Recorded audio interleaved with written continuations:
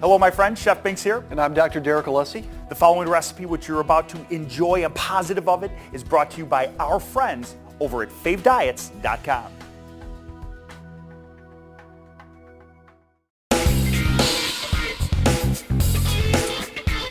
Pork and bok choy stir fry. Bok choy, yes? Bok choy, yes. Most people don't know of it, but bok choy would be a wonderful vegetable. Yeah, it's Chinese cabbage loaded with vitamins, everything like that. Vitamins, right? Yeah. minerals, fiber.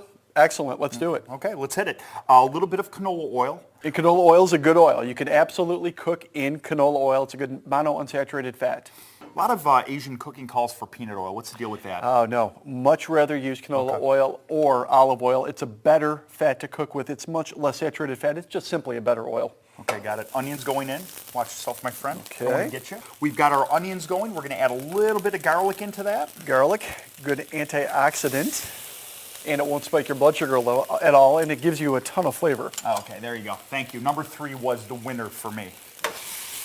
Watch yourself, my friend. We're going to get a little crazy here. Things are going to be popping. That was impressive, Steve. You like that? Yeah, I do. Yeah, I thought you might. I thought you might. You have some talent. I did it just for you. Okay. Bok choy.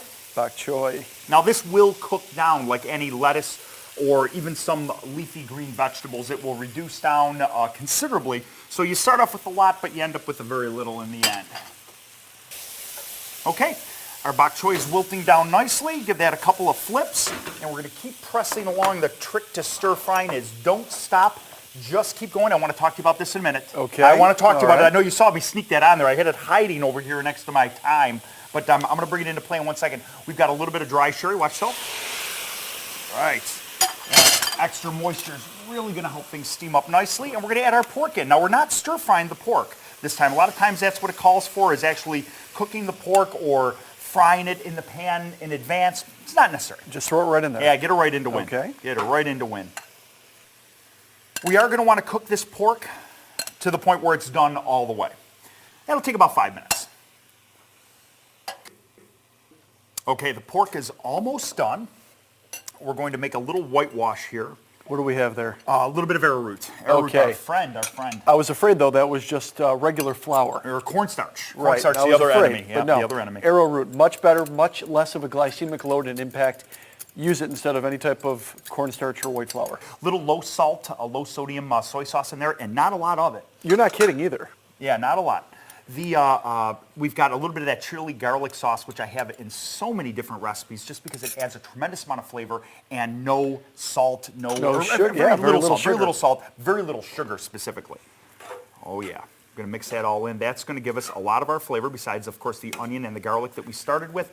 Here is the point where we're at. We're gonna thicken the sauce, and it's gonna be ready to go in just a second. We need to have a conversation though, my friend. Rice noodles, these little crunchy, fun buddies right here. I absolutely love them.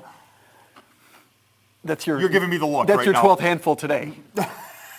Well, I ate the rest of the bag. This is all That's that's all left. that's It left. actually calls for much more in the recipe, but that's all that's left. we held on to it. This or brown rice? As an alternative, the brown rice can be used. We talked about that. Brown rice would be a great substitute for that. Also, we talked about maybe using some cereal. Yeah, You can get a whole grain cereal, and also it could be used as the same way. Yeah, there's that one cereal that looks very similar to this. So I'm not going to add a lot of rice into this, but this is one of those all-in-one deals. We're not putting it on top. We're going to add the rice right in. We'll warm up the rice first. The noodles get a different treatment. That goes in at the last second. Because the rice we want soft, Oh, correct? Yeah, absolutely. And the noodles, we want to keep them. Absolutely. Nice and crunchy. Yeah. Crunchy. Get different consistencies. I think this will be nice going both ways here. Sauce is there. We've got our little bit of whitewash here. We're going to add this in. We're going to keep a very close eye on it, too. We may not need all of it. We want to get the sauce just to the right consistency.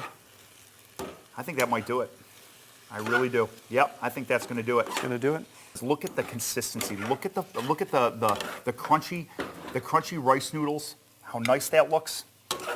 The regular brown rice, which is not going to spike our blood sugar, is already mixing. Can you turn that burner off for me, please? And look at that. So we've got the best of both worlds. We've got nice rice mixed in. We've got a little bit of crunchiness, a lot of flavor, and a one-pan simple dish. I hope you enjoyed this delicious and healthy recipe. For more, go to see our friends at favediets.com.